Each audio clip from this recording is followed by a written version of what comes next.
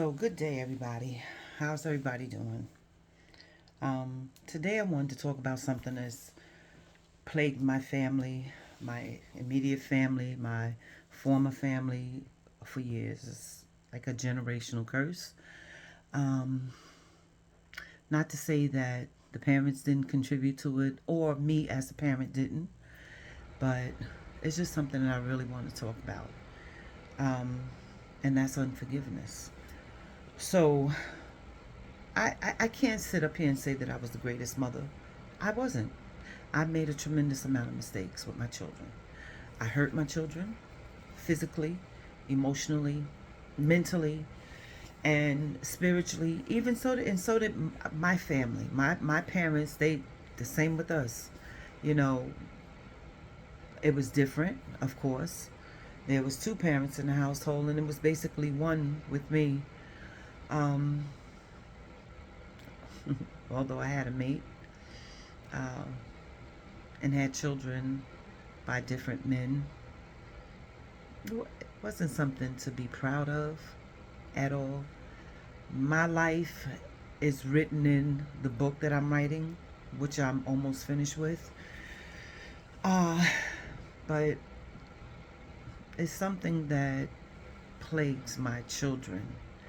And each one of them have let me know, not each one, but a majority of them, I have caught the wrath of what I have done wrong, and I've tried to address it. I was told that a blanket apology is not good enough, that I have to sit down and be confronted or sit down and really talk with them. But it's not if they call it a blanket apology, when I apologize to each one of them individually, recognize what I have done. Maybe I haven't sat down and listened to everything that I have done. I honestly don't want to hear it over and over and over again, you know, because it's reviving. Maybe it's not dead inside of them, but if I can't get them to the point of them knowing what forgiveness is about, then I have to stop trying in a sense. I'm still here. I do my best to be active in their lives as much as I possibly can. And what I want them to really understand is this: we can't say that we forgive something or someone by still holding on to it. You know, if the words are spoken, it's an action. You know, it's just like a flower. If a flower starts to bloom, it opens up. It's just like my hands. If I say this is unforgiveness, but I'm telling you that I forgive you, then that means that I'm opening it up and I'm releasing it. If I don't open it up and release it, it's going to stay here. And the unforgiveness doesn't even have the opportunity to start taking place or to start taking precedence in the heart so that you can heal or cleanse from it. A flower doesn't bloom by staying closed. A flower blooms by opening up. A bird doesn't soar by not spreading its wings.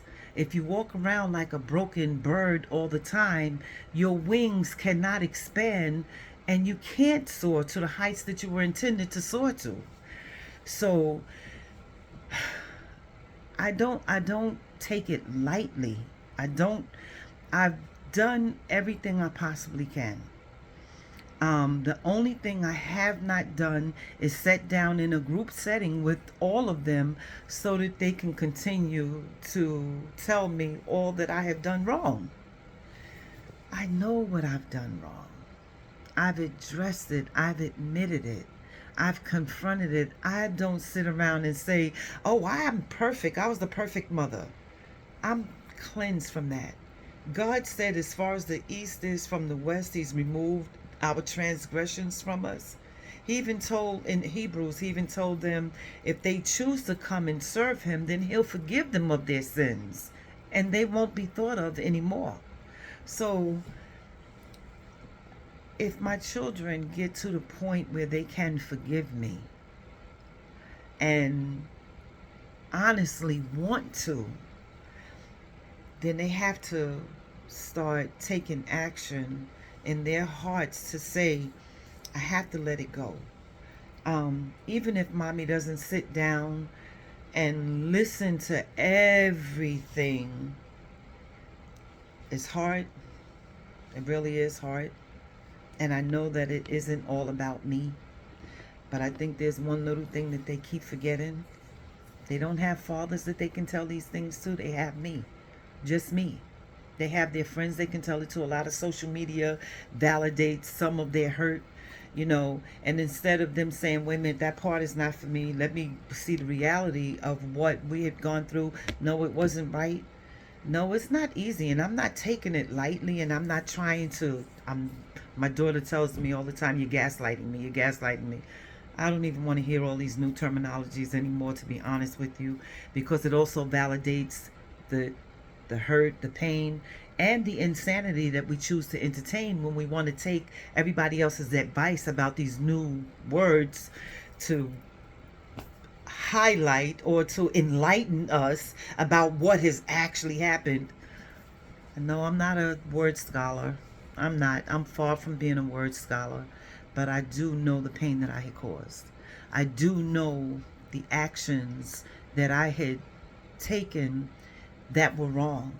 And I did my best to confront them. And I have asked for forgiveness. I can't be the sounding board to my children anymore because they don't understand that I am human too. I want to cry often. I do cry often. It's hard to constantly, because it feels like it's an attack all the time.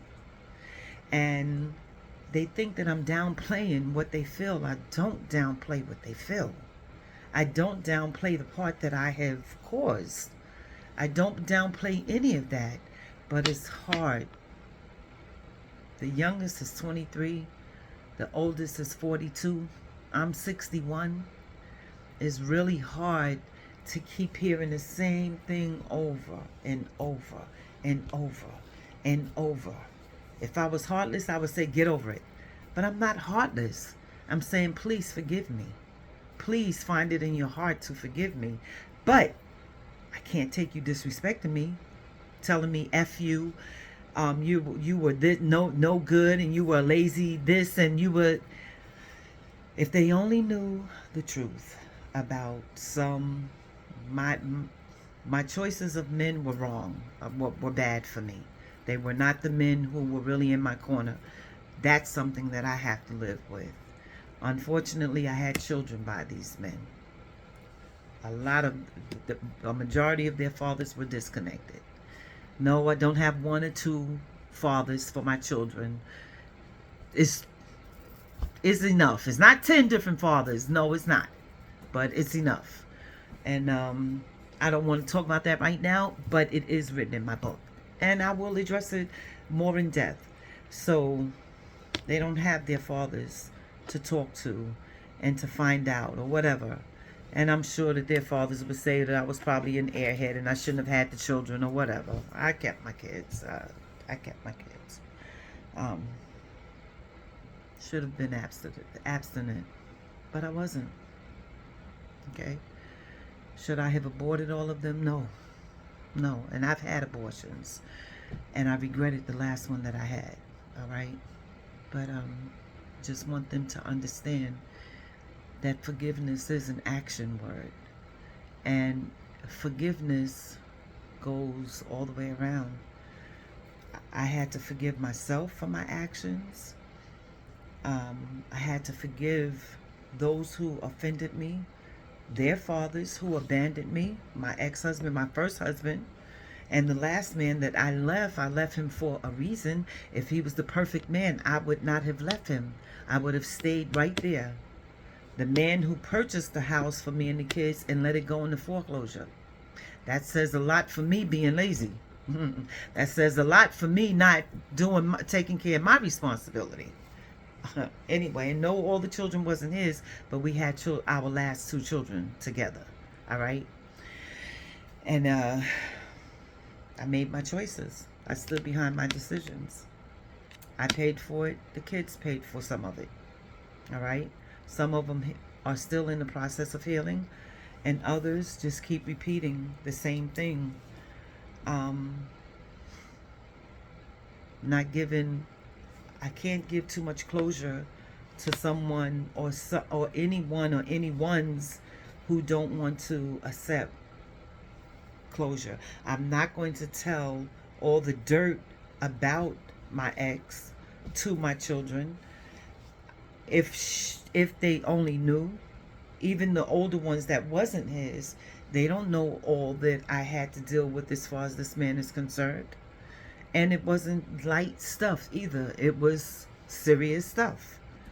And I didn't sweep it under the rug. I kind of let it go until I got to the point where, oh, enough is enough. That's it.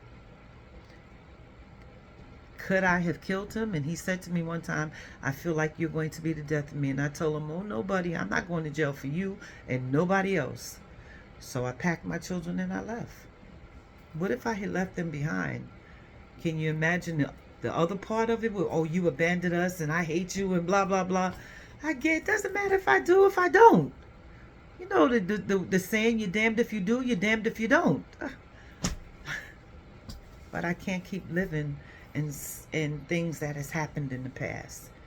I only look back to see if I left something around the toilet seat, to see if I left my wallet somewhere, to see if I left something behind, but I don't look back. Or I look back to see the lesson that I learned from my actions or somebody else's actions or my negligence to make sure that I don't do it again.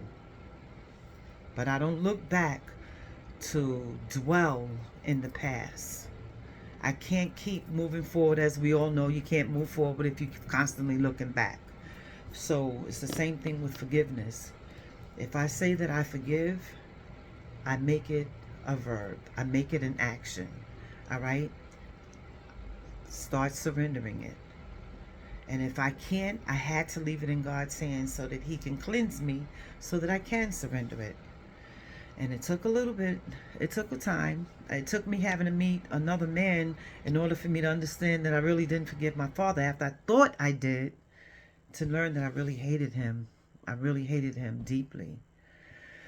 And as time went on, meeting this gentleman and how he dealt with his family and his ex-wife and all, it showed me I do have to address the fact that I hated my dad and that I have to forgive him too.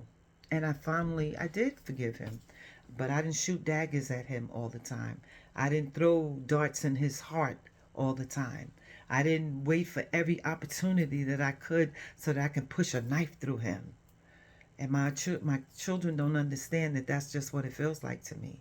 You're always pressing a knife in my heart. You want to see if I do or if I can bleed, or do I understand you? I understand you, but what can I do if you won't listen to the fact that I truly am sorry? I don't know what else to say. I really don't. And for anybody else who's out there going through the same thing that I'm going through, it's not that you're heartless about it. It's just that you get to the point where, what more can I do? That's all I can ask. What more can I do? I don't know what else to do. Please go for counseling. Let the kids go for counseling. I should have gone for counseling long time ago. But I always deal with things. And this is one thing I can't deal with anymore. Please forgive me. That's all I can ask. Have a wonderful day, everybody. To those kids out there who might be listening, young adults, older adults, or whatever, please find it in your heart to forgive. Make it an action. You have to understand that it has to be an action. You have to take the time to just deal with it. You may not, a lot of times we're never going to get the answers that we want to have or that we expect to have. And that's one of the biggest things. You want an answer. I can't give you the answer that you want. What else am I supposed to do? I don't know what else to do. That's all I can say. So be blessed, everyone. Have a great day. And let go. Please let go. And find a place in your heart to forgive. All right?